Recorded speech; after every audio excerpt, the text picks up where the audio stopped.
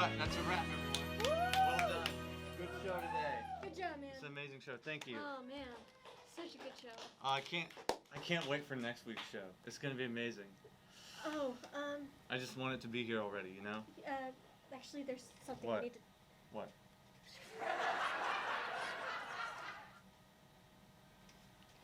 There's no show next week? I'm sorry.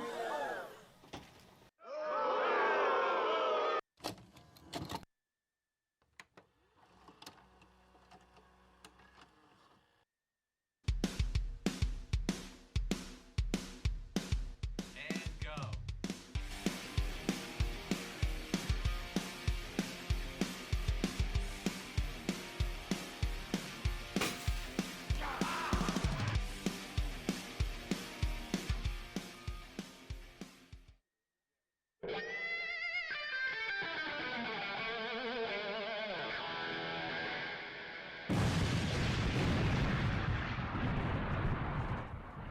What's smack-a-lackin', y'all? Make sure to feed those Tamagotchis one last time, because this is the final episode of 91st Street Live. I'm Justine. I'm Kyler. And I'm Braxton, and we're your wicked hosts. Well, guys, it looks like we're finally on our last episode. Yeah, we had a lot of fun this year, hearing all the stories from neighborhood narratives, and then finding things to do and places to go and extreme experiences. And really cool stuff. And you can't forget about Finish Line either. What a great segment. Yeah, it was a great segment. But I think you're forgetting about another great segment of the show, which is Radical Rewind, the segment where we take a look at the most radtastic trends of the 90s and see if they're da bomb. Let's get to it.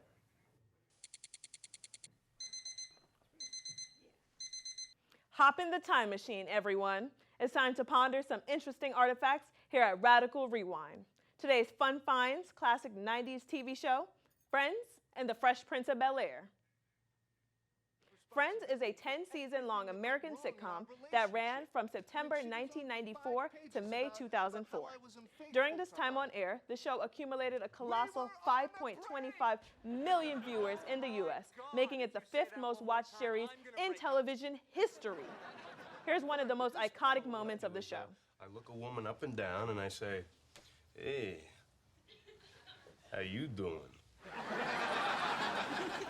Oh, please. Hey.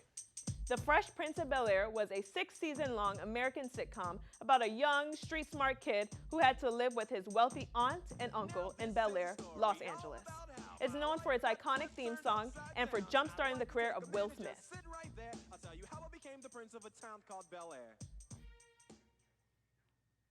Cool stuff, right? I hope you had a good time learning of all these artifacts with me here on Radical Rewind this year. Now, make sure to get that adrenaline pumping because it's time for you to get some extreme entertainment. This week, Kaden interviews sport promoter Larry Ashlock and visits the Tulsa Raceway.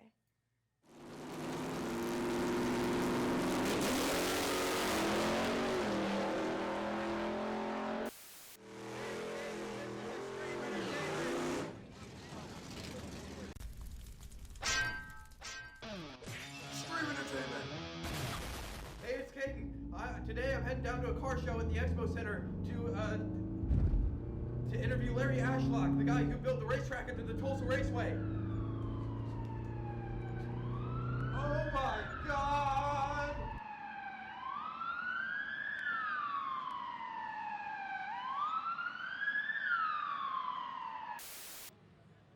I gotta tell you, I like your haircut. Hey man, I've had a mullet since day one. And if you really look and read our polls, you'll notice what it says, and that is Mullet Brother Racing. Oh yeah. Why should someone come to the Tulsa racetrack or come to car shows like this? Well, if anybody's ever interested in coming out to Tulsa Raceway Park, man, we have lots of cool cars on our Nitro Nationals races.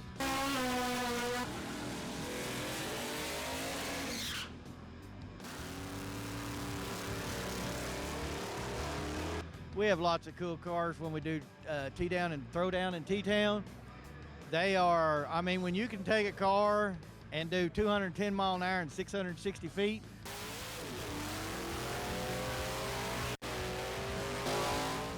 hey, that's moving. That's impressive. So That's yeah, a lot of nice stuff at the track. A lot of fast cars.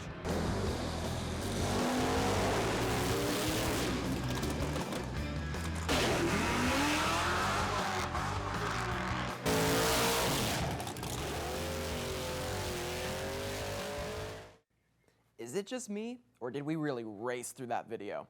I know, bad joke, but seriously, that was awesome. While I'm buying my tickets to the next race, maybe it's a good time to cut to a quick commercial break. But halt and hold tight, because we still got a whole bunch of great stuff to show you here before we wrap up our show for the year.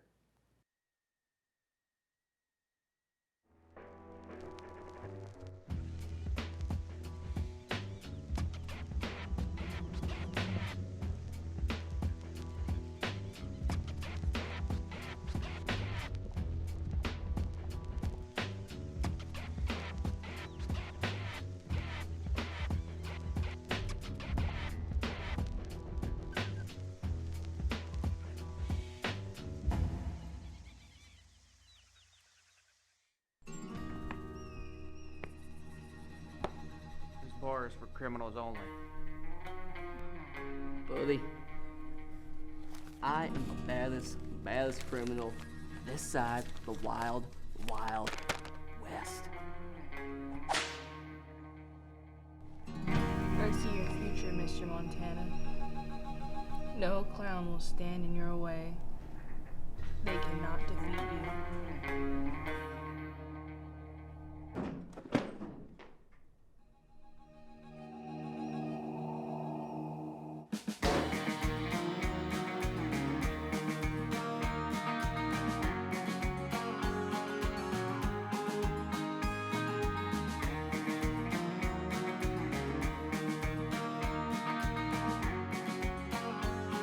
Got one job, cowboy. Defeating you.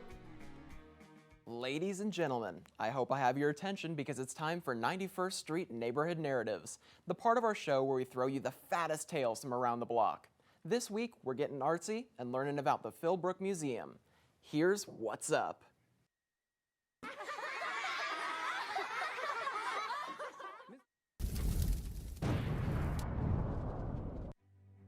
Philbrook Museum of Art, a renowned museum that's been around for 94 years. But how did this stunning house and its luscious gardens go from a home to a museum? The land was purchased in about 1921 by Mr. and Mrs. Phillips, Waite and Genevieve Phillips. In about 1925, they sold their oil company and they decided to build a home. They wanted their dream home. And so they decided to build a big sort of Italianesque villa. And they chose an architect named Edward Buehler Delk. And so they took a little bit here and a little bit there. It's sort of Art Deco, it's sort of Art Nouveau, it's sort of Italian Renaissance. And they put it all together into this place that we now call Villa Philbrook.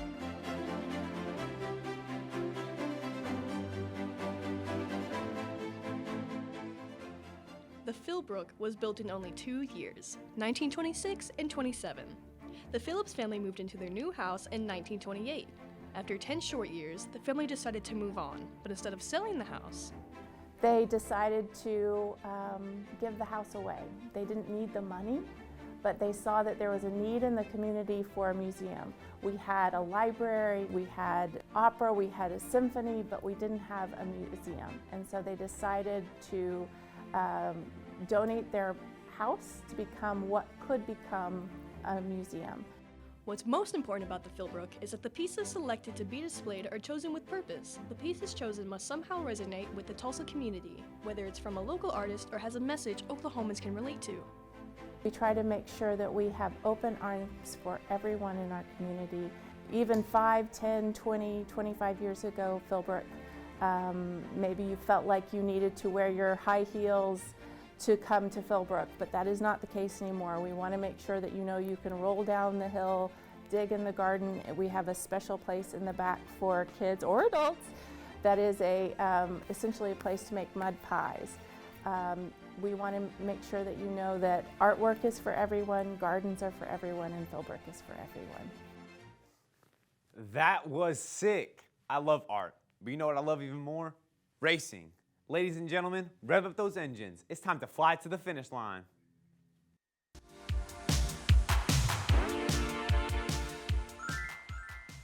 What's poppin'? You already know it's Kyler, and this is the final episode of The Finish Line. We got a great guest for y'all today. Welcome Multimedia Design very own, Kalani Sims. Hi, everyone. Yeah. So Kalani, tell me a little bit more about yourself and what you do. So in multimedia design, I do a lot of logos and t-shirt designs, and as well as promotional items like posters and DVD covers even. Cool. What's the most enjoyable aspect of multimedia design? Being able to make my imagination really come to life on screen and on paper. Nice, nice. Awesome. How about we play a game today? That would be fun. All right, here are the rules. We have 30 seconds to work together to answer a question about 90s trivia using the magnetic letters. All right. So, question is, in 1996, Tupac released this song as a celebration of the California hip-hop lifestyle. You ready? I'm ready. All right, ready, set, go. 90s California song. I think California Love. California Love, yeah. Love. What was your favorite project you did? I really enjoyed making a map for a movie and also making a night design for a logo. Nice, nice. Doing movie stuff is pretty cool. That's It what is really fun. That's what I want to do. All right, 3 seconds, 2 and 1. Here's the answer. Boom! California Love. We got that one right on the nose. Little known fact about Tupac, he was actually named after a Peruvian revolutionary, Tupac Amaru II. Pretty cool, right? That is awesome. Tell me a little bit more about what I should be worried about going into multimedia. Mainly about the time management skills, trying to learn and not prioritize one item over the other. We work on 3 projects at once sometimes. That's kind of much. Before you leave here today, I got one last question for you. What kind of jobs are available for someone in that class? Graphic designer, you can be a logo designer, you can even do animation and continue doing. We have a lot of options to go to. Nice, nice. Thank you so much for agreeing to be on our interview today. It was a blast having you on, especially for the last episode. Now to slide things on over to Chloe with Extreme Experiences. Welcome to our last installment of Extreme Experiences. While I'm sad to end it, I am happy to report that this week we are welcoming you to the Oilers Ice Center, a home base for hockey, figure skating, and connecting with the community. Now let's lace up some skates and get going. I look like Bambi, but worse. When you're filming in public, people of course get curious who the weird girl with the microphone is, so I briefly stopped to speak with one wonderful family. And then I very quickly realized that I look like a baby deer trying to walk for the first time, and logically that means I needed to take off my jacket to be more aerodynamic. Ironically, it did help. However, I think the mom from the family earlier that stopped me to retie my skates actually helped the most. Plus, after some advice from others who stopped me, and sort of getting the hang of skating, I grabbed a microphone again. Do it or don't, the time's gonna pass anyways, so you might as well do it. Apparently, I'm prone to giving advice when left alone with my thoughts on the ice. Regardless, I want to thank you all for joining us, for laughing with and at me, and I hope our extreme experiences inspire you to get up and out in your community. We'll see you later. Wow, with the semester coming to a close in a couple of months and the weather warming up fast, a trip to the ice rink sounds very nice. I bet Chloe had an awesome time. Yes, she did. Whoa. Whoa. Oh, Hey. wow. Why don't you ask her? Hey, Chloe, how was your trip to the ice rink? It was a lot of fun, you know. I didn't fall as much as I thought I would, and I got to meet a lot of really great people within the community. Some people are just really great. So yeah, it was a good time. It was amazing. And then, Caden, you were doing racing stuff. Yeah, I mean, you wouldn't believe it. I mean, those cars, I mean, they went fast, you know. They take I off. bet. Yeah. But both of your packages were great this episode and the last 3 episodes. They rocked. Thank you so much. They sure did. Everyone worked so hard this season to make the show look good, and it all came out great. I agree. To close out our final episode, we have a cover of the Foo Fighters' Everlong by TV's one own Henry Brooks, Hunter Gauker, and Carson Eggleston. But first, we'd like to thank you so much for watching our program and say goodbye. See you guys later. next time.